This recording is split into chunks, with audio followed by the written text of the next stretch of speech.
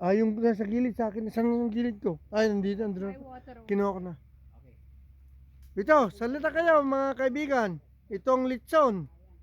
For order. Yeah, litson na ginawa dito sa cottage sa Biconia Beach.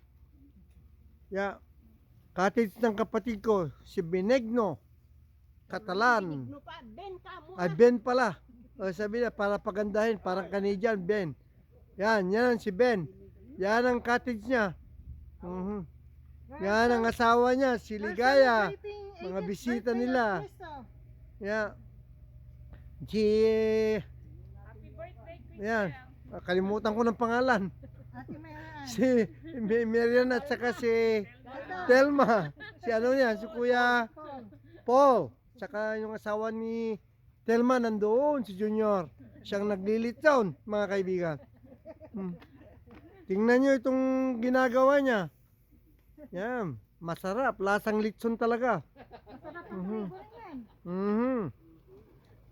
Kaya, tignan nyo ito, mga kaibigan. Talagang ayos na ayos. Malapit na kaming kumain, magsimula. Ito si Junior, kapatid ni Ligaya.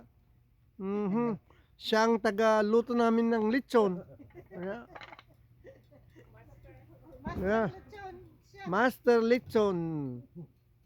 Maganda rito sa cottage kasi walang nakikialam dito. Walang marites.